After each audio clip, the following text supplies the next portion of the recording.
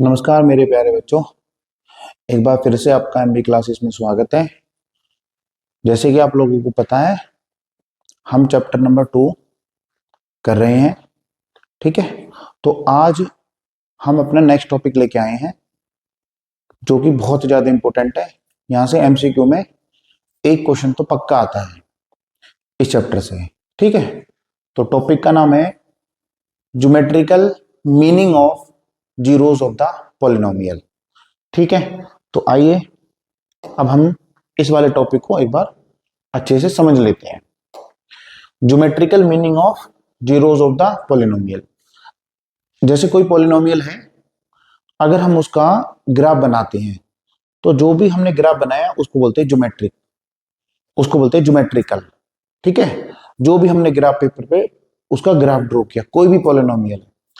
तो जैसे कि आपको पता है, उम्मीद है आप जितने भी मैंने अभी तक जो भी इस पॉलिनोमियल के पार्ट्स अपलोड किए हैं वो आपने सब कुछ देख लिए होंगे अच्छे से।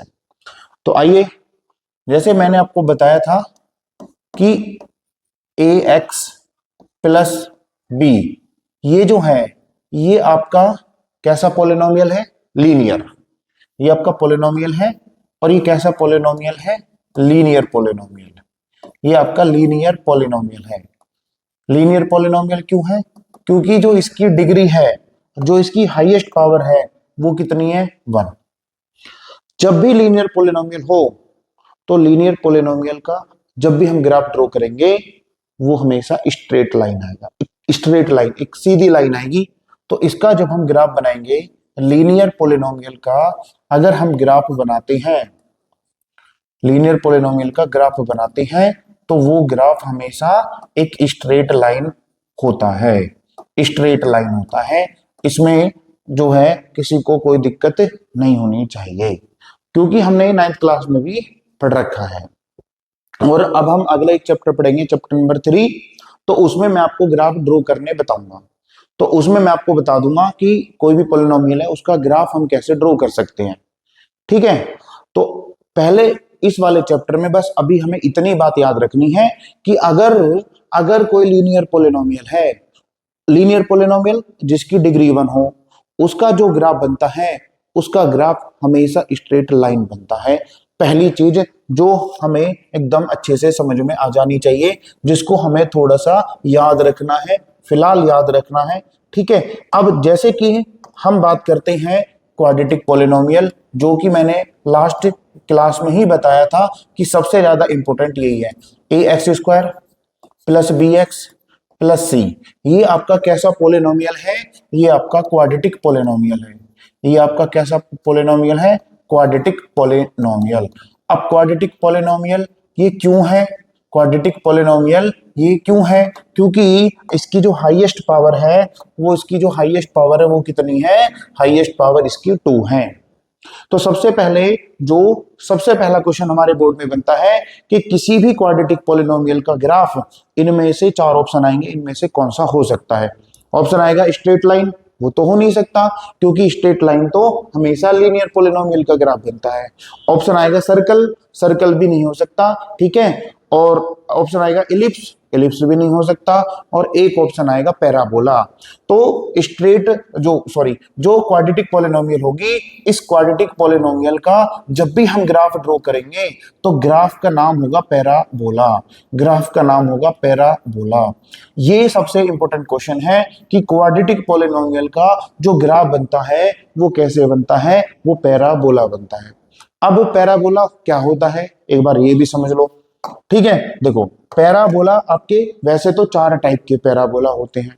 ठीक है, जो कि हमें अभी इस क्लास में नहीं पढ़ना, बस हमें इतना याद रखना है कि पैराबोला की शेप कुछ ऐसे दिखाई देती है, इस टाइप से।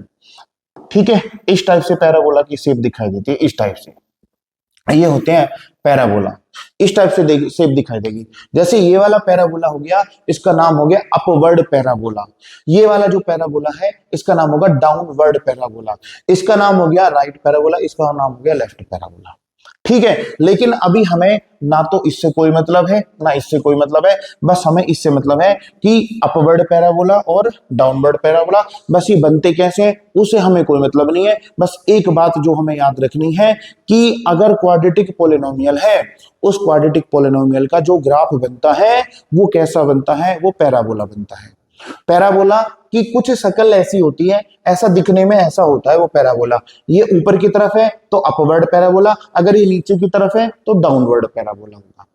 ठीक है, अब कहां पर अपवर्ड पैराबोला बनेगा, कहां पर डाउनवर्ड पैराबोला बनेगा, ये हमको कैसे पता चलेगा। ठीक है, तो कभी कभी इनके ऊपर भी क्वेश्चन बन जाते हैं। देखो कहां पर अपवर्ड होगा, कहां पर डाउनवर्ड होगा। जैसे अभी हमने सीखा कि कोई भी क्वाड्रेटिक पोलिनोमियल है, क्वाड्रेटिक पोलिनोमियल मान लीजिए मैंने एक, अब मैं इसको एग्जांपल से बताता हूं, ठीक है। जैसे मान यहां पर लिख दिया मैंने x 2x स्क्वायर प्लस में 3x प्लस में 6, मतलब ऐसे ही मैंने कोई एग्जांपल ऐसे ही ले लिया रैंडमली। ठीक है, अब मैं इसका जब ग्राफ बनाऊंगा, जब मैं इसका ग्राफ ड्रॉ करूंगा, ठीक है, इसका ग्राफ बनाऊंगा, तो इसका ग्राफ सबसे पहले तो हमारे दिमाग में ये आना चाहिए कि क्वाड्रेटिक पोलिनोमियल है तो इसका ग्राफ बनेगा पैराबोला। कैसा ग्राफ बनेगा, पैराबोला बनेगा।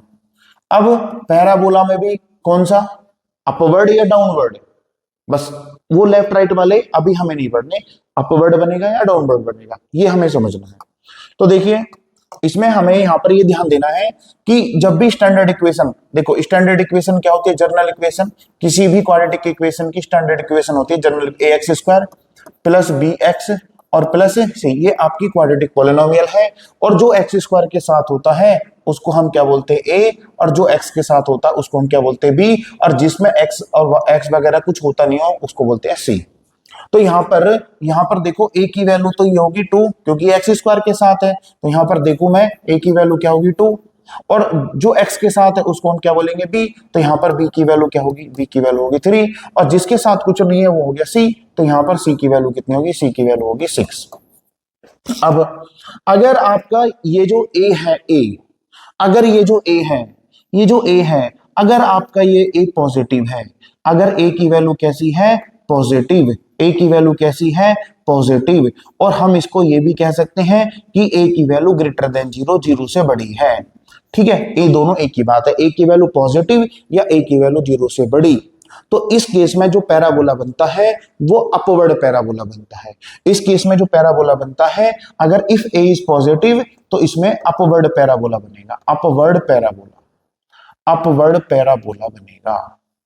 ठीक है, इसको हमें याद रखना है, अपवर्ड पैराबोला बनेगा। अब दूसरा, मान लीजिए मैं यहाँ पर एक इक्वेशन, एक एग्जांपल और लेता हूं। मैंने एग्जांपल ले लिया, मान लीजिए, ठीक है, एग्जांपल है आपका, मैंने यहां पर ले लिया माइनस में 2x स्क्वायर प्लस में 3x माइनस में 7। ठीक है, ये आपकी कैसी पोलिनोमियल है, क्वाड्रेटिक पोलिनोमियल है। तो क्वाड्रेटिक पोलिनोमियल है तो ग्राफ कैसा बनेगा, पैराबोला। मैं बार बार बोल रहा हूं क्योंकि क्वेश्चन आते हैं भाई। ठीक है, तो इसका ग्राफ कैसा बनेगा, पैराबोला बनेगा।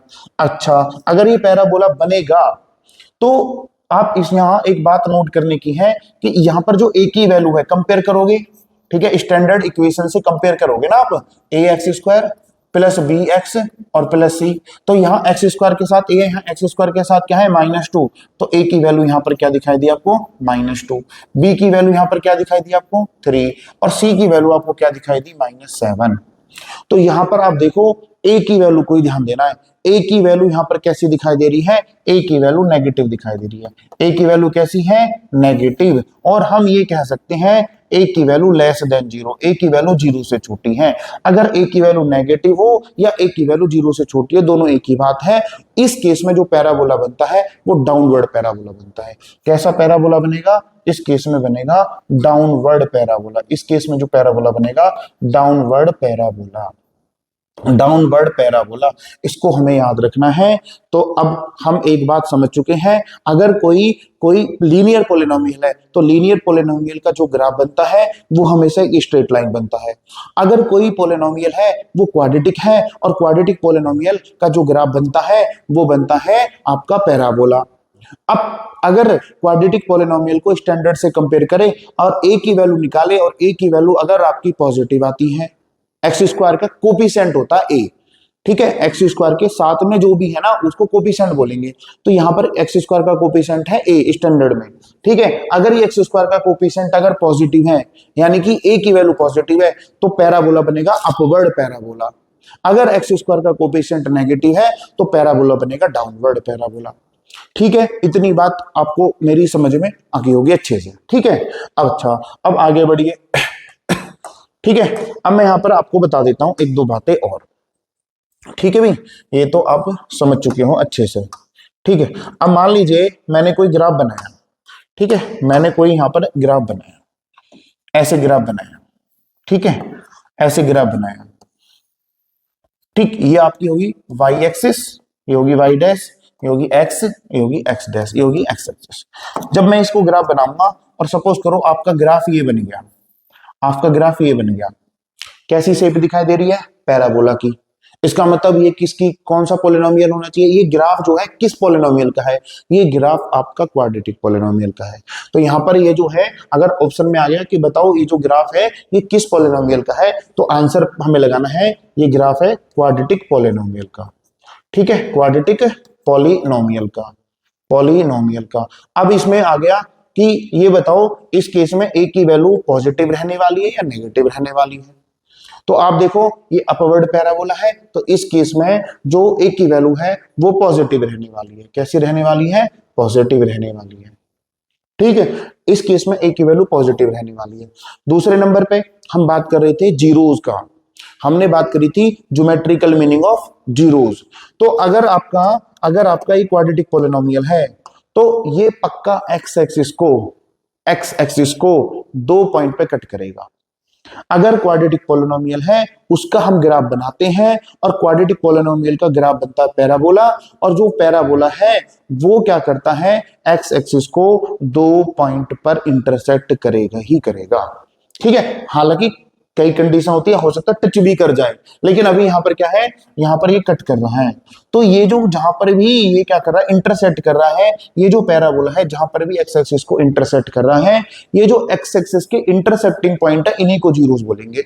एक्स एक्सिस के जो इंटरसेक्टिंग पॉइंट है इनको क्या बोलेंगे, जीरोस, ठीक है। यहां पर मान लो ये आपका हो गया ए और ये हो गया आपका ए डैश, तो इस वाले पॉइंट की जो कोऑर्डिनेट होंगे, जो एक्स एक्सिस के जहां पर इंटरसेक्ट कर रहा है ना ग्राफ, उसके कोऑर्डिनेट निकालो एक्स एक्सिस पर जहां पर कट कर रहा है। वाई एक्सिस से कोई मतलब नहीं है, एक्स एक्सिस से मतलब है।